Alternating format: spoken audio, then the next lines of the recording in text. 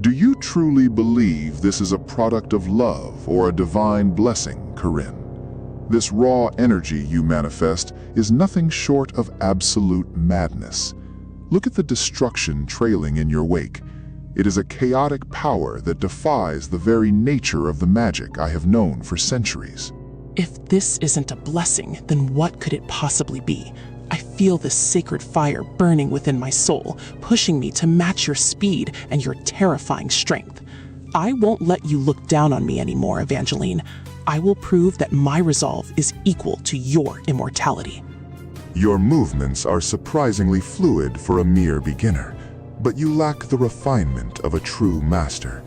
No mage I have ever encountered moves with such reckless abandon. It is almost as if your body is moving independently of your will, driven by a desperate need to survive this encounter. The air crackles with the discharge of high-level sorcery as magic circles manifest in the sky like clockwork gears of fate. Each strike Corinne delivers is met with a calculated parry, yet the sheer intensity of her sacred aura begins to warp the very reality of the battlefield around them. I can't breathe. The pressure is too much. Every bone in my body feels like it is vibrating at a frequency that will shatter my very existence. Is this what it means to face a true monster? The pain is unlike anything I have ever felt, yet I cannot stop. A normal person would have died instantly from the sheer shock of that impact. You have denied death itself, yet you still feel every ounce of the agony. It is a cruel fate, Corinne, to be granted a body that cannot break while possessing a heart that is still so fragile. Well, goodbye then. From this angle, I can see that your talent is merely a curse in disguise.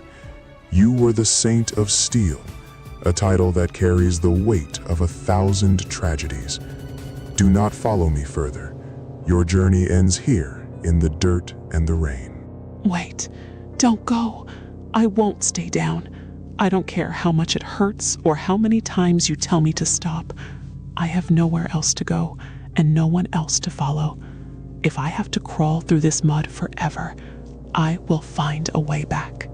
The sun sets over the distant hills, casting long shadows across the landscape as the two travelers find a momentary respite, heavy with unspoken questions and shared burdens.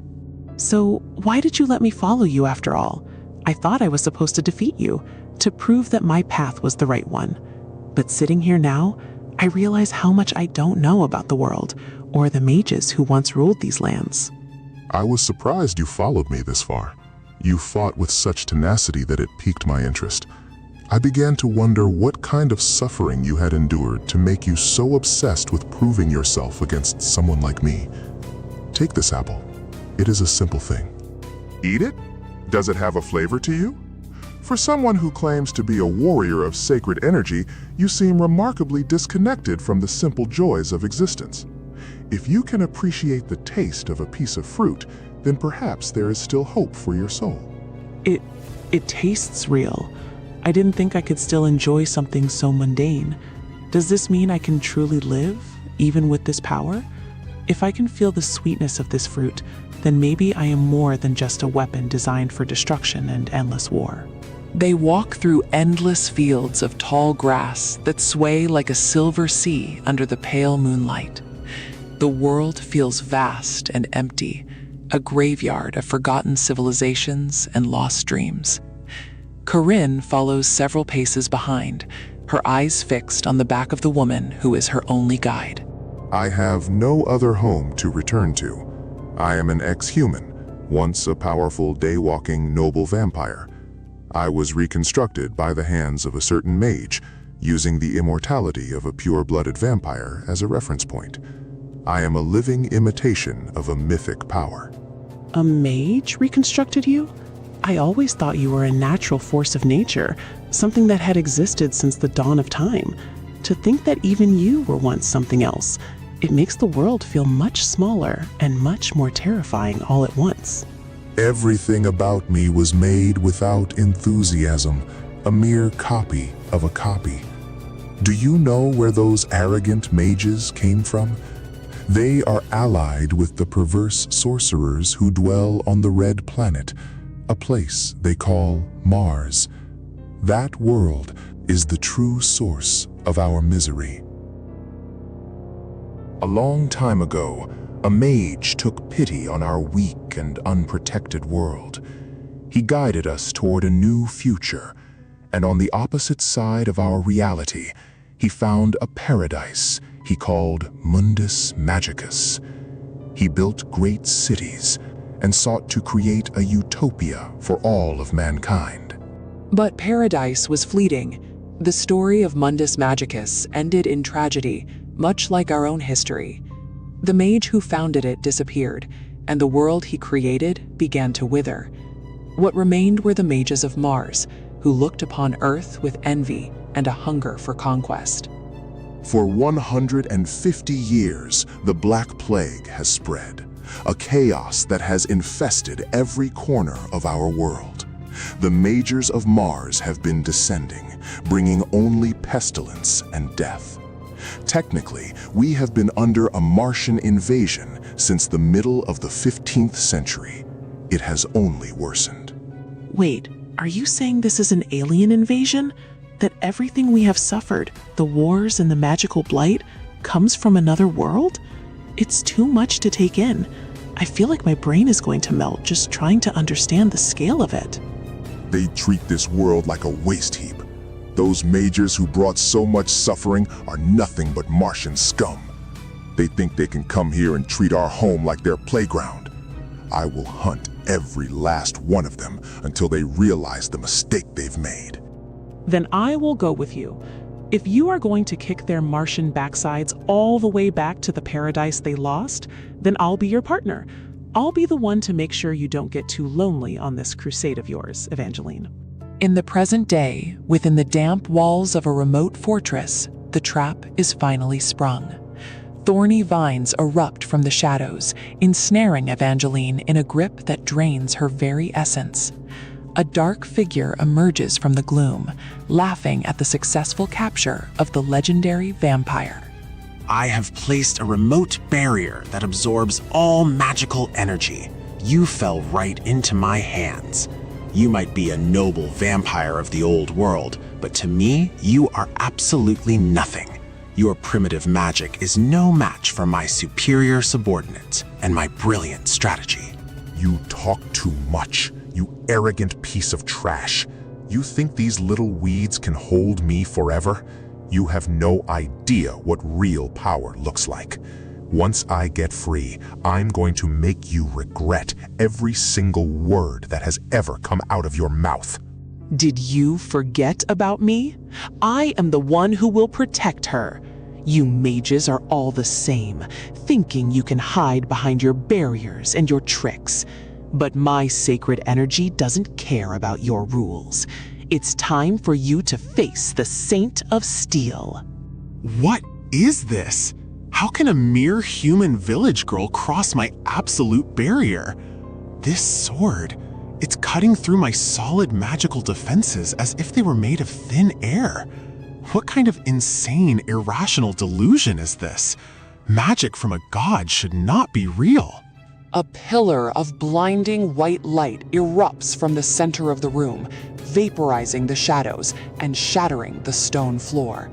The sacred magic Corinne unleashes is a pure, holy force that burns away all impurities.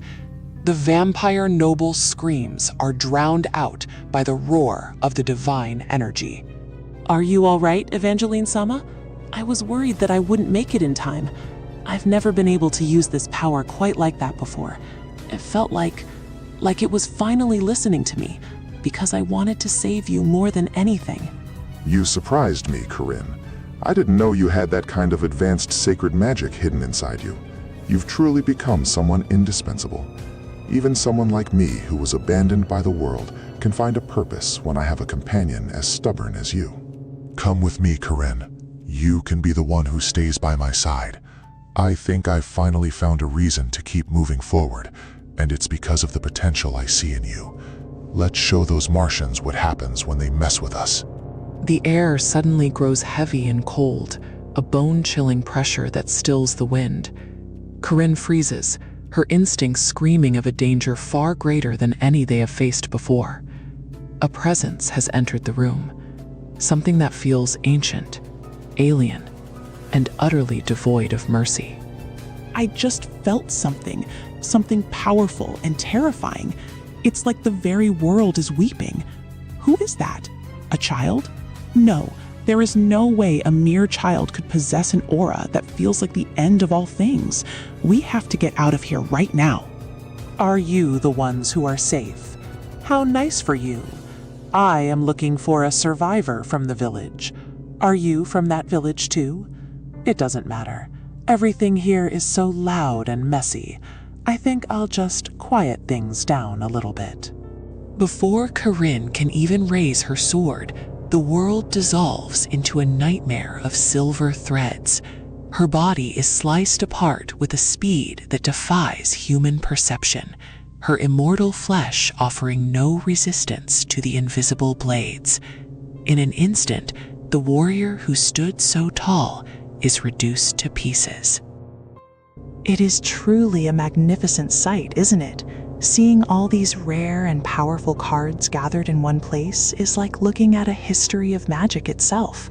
I only hope that this collection provides the edge we need to assist you in the battles that lie ahead of us, Senpai. You are right. These cards are more than just trinkets. They represent a fortune, but more importantly, they represent our last chance to change the path we are on. I can feel the weight of every choice we have made leading up to this very moment in time. It is a grand spectacle for the eyes, certainly, but do not let yourself be blinded by the luster of rare artifacts. I have heard that each of these cards is worth a literal king's ransom, yet even all the gold in the world cannot stop what is coming. I know the risks, and I know the costs, but I will not stand by while the world burns because of some ancient grudge or inevitable fate.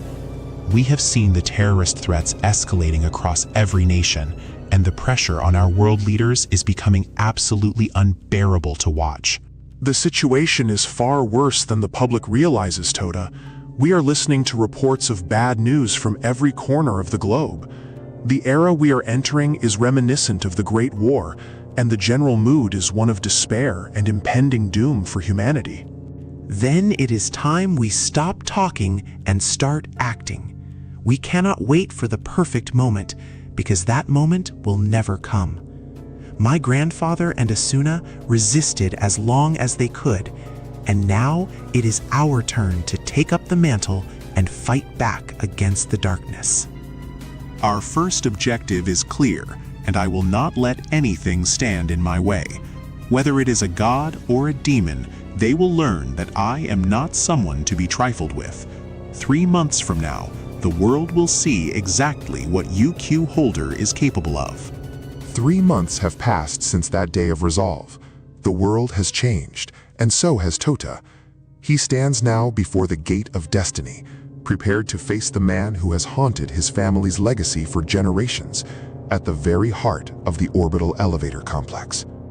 Fate, I knew you would be waiting for me here at the base of the Japan orbital elevator. You always did have a penchant for dramatic entrances and high-stakes confrontations. I am here to finish what we started and to claim the future that you want to steal. So, you have actually come alone just as you said you would. It is either a sign of immense growth or incredible foolishness. This is the Amaterasu industrial floor, and you are standing in the center of the Vanguard Magic Technology Department. There is nowhere left for you to run. You have a different look in your eyes today, Tota Konoe. It is as if you have finally seen the truth of the world and accepted the burden of immortality. Tell me, did something happen during your training that finally woke the sleeping giant within your soul? I heard about a parallel world where everything actually worked out. I heard it from a genius named Chao Lingshen, and it gave me the hope I needed to keep moving forward. You think you can control everything, but there are variables you haven't even considered yet. There is a possibility that my grandfather is still alive somewhere in the mess of time and space. I won't let him die, and I won't let this world be destroyed just because you think it is the only way to save humanity. We can do both if we try. You speak of miracles as if they are common occurrences. It was a miracle that they even survived the first time, and to expect it again is beyond irrational. I cannot allow you to gamble the fate of the entire world on a slim chance that your grandfather lives. You will never convince me that your answer is the correct one. It is simply not possible. Even they could not change the world in any meaningful way. So what makes you think a child like you can succeed where the greatest legends of history have failed? Here is a copy of a video about the parallel world. You can verify it for yourself and see the truth of my words. I am satisfied with this outcome for now, but do not think for a second that this chat has changed my mind about your survival. Do not play games with me, boy. You are a child who doesn't understand the magnitude of the forces at play. Do you really want to go through with this? I felt like I was having a nice, friendly chat, but your insolence is starting to wear thin. I am not playing games, Fate. I am more serious than I have ever been in my entire life. If you won't step aside and let me do what needs to be done, then I will have to move you by force. It's time for the talking to stop.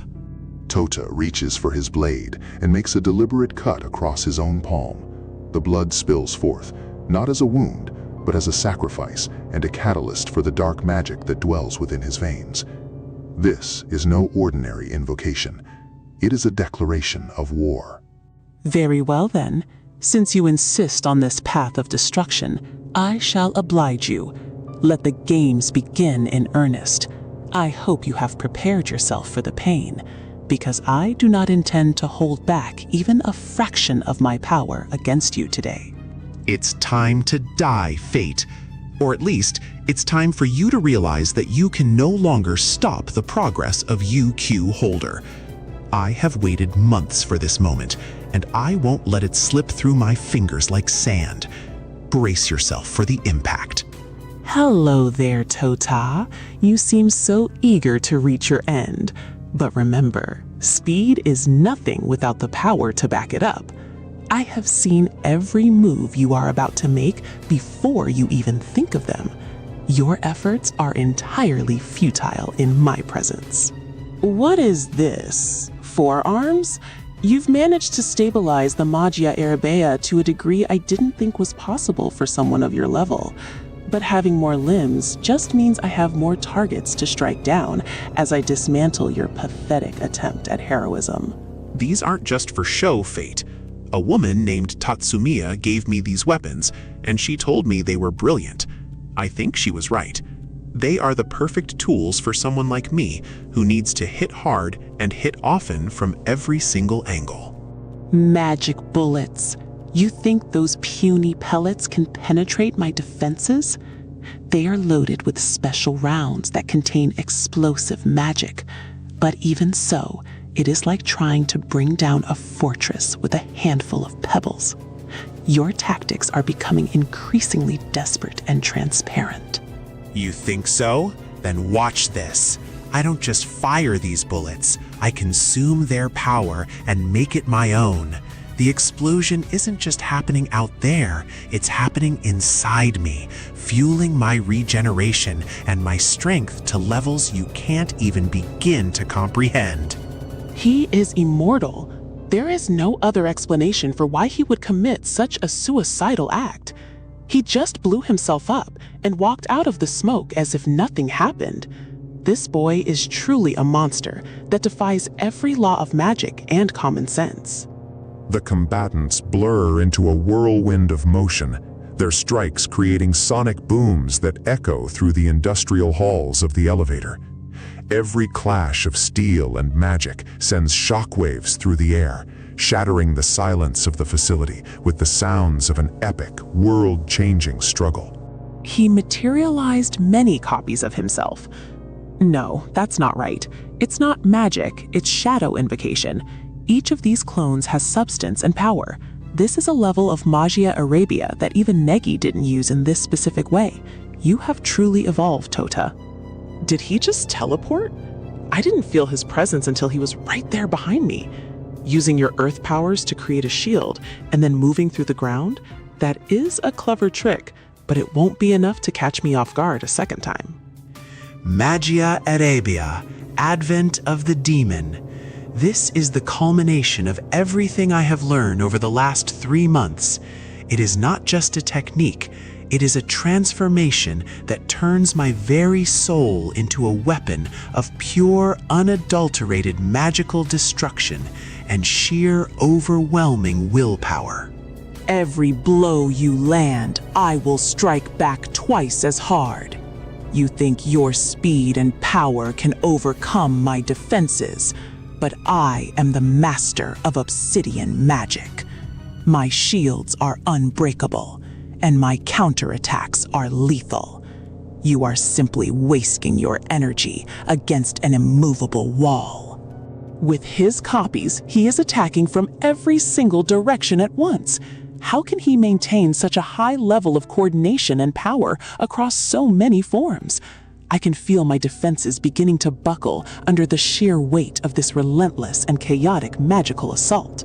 Mille gladi obsidiani. I will bury you under 1,000 blades of shadow. If you want to play with numbers, then I will show you what true scale looks like. My magic is as deep as the earth and as sharp as the darkest night. Oops, that wasn't my best direction, was it? But I'm not done yet. I wanted to hit you as hard as I possibly could, and I think I finally found the opening I was looking for. Get ready, Fate, because this one is going to hurt a lot. Tota unleashes the Fang Mo, a demonic encounter that manifests as a devastating strike. The force of the blow is so immense that it carves a path through the very atmosphere, creating a massive explosion of energy that can be seen for miles across the city below. Impossible. With a single physical blow, he erased all of my defenses. He wasn't like this before. To grow so strong in such a short amount of time, he is just like Negi-kun. No, he might even be on a path to surpass him entirely.